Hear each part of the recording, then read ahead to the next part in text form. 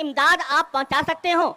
غزہ کے مسلمانوں کو اور غزہ کے مجاہدین کو، ہم آپ سے اس کی درخواست کرتے ہیں کہ اس میں کمی نہ کریں۔ میں یاد کرتا ہوں کہ میں شریعت کا حکم آپ حضرات کے سامنے عرض کرتا ہوں۔ شریعت کا حکم یہ ہے کہ اگر مسلمانوں کے کسی خطے پر کوئی قابض ہو جائے یا حکمران ہو جائے تو اس خطے کے مسلمانوں پر جہاد فرض ہے، اور وہ جہاد پہلے ان خطے کے مسلمانوں پر فرض ہے، اس کے بعد اس سے پاس رہنے والے مسلمانوں پر فرض ہے، اور اس طرح درجہ بدرجہ جتنے مسلمان ہیں ان سب پر جہاد اپنی استطاعت کے مطابق فرض ہو جاتا ہے۔ میں اس بات کا ایک طالب علم ہونے کی حیثیت سے آپ حضرات کے سامنے اعلان کرتا ہوں کہ حسب استطاعت تمام مسلمانوں پر جو جہاں بھی رہتا ہو اس کو اس معنی میں اس پر جہاد فرض ہے کہ وہ جو مدد ان کو پہنچا سکتا ہو وہ مدد پہنچائے۔ لبیک لبیک لبیک لبیک۔ اور میں آپ حضرات کے سامنے قرآن کریم کی 2 آیتیں پڑھتا ہوں، اور وہ میں سمجھتا ہوں کہ اس اجتماع کا پیغام ہونا چاہیے سارے مسلمانوں کے لیے۔ قرآن کریم سورہ نساء میں فرماتا ہے وَمَا لَكُمْ لَا تُقَاتِلُونَ فِي سَبِيلِ اللَّهِ وَالْمُسْتَضْعَفِينَ مِنَ الرِّجَالِ وَالنِّسَاءِ وَالْوِلْدَانِ الَّذِينَ يَقُولُونَ رَبَّنَا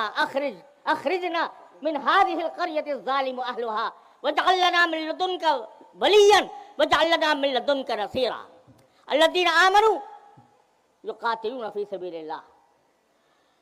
قرآن کا ترجمہ یہ ہے، وہ مسلمانوں کو خطاب کر کے کہہ رہا ہے،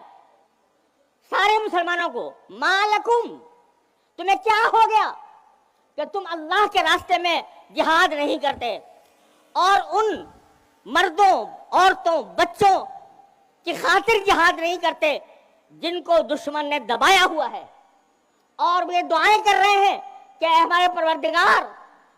ہمیں اس بستی سے نجات عطا فرما دیجئے،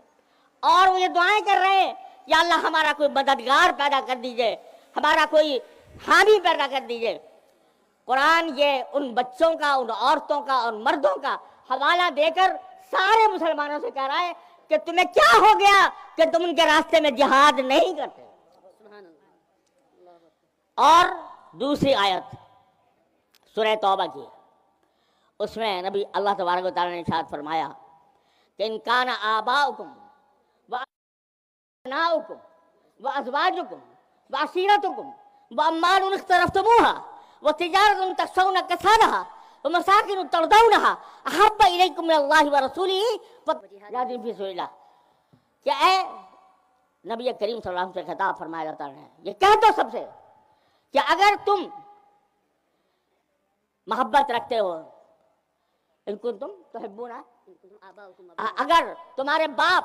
تمہارے بیٹے، تمہاری بیویاں، تمہارا خاندان، تم نے جو مال کمایا ہے وہ، اور تم نے جو شاندار گھر رکھے ہوئے ہیں جنہیں تم پسند کرتے ہو، وہ اللہ رسول کے مقابلے میں زیادہ پسند ہے، تو انتظار کرو ہمارے امر کے آنے کا۔ اللہ تعالیٰ فرماتا ہے میرے آنے کا امر کا انتظار کرو۔ یہ اللہ تعالیٰ نے ہمیں آپ کو ایک تعزیانہ دیا ہے ان آیات کے سلسلے میں جو اس موقع پر صادق آتا ہے۔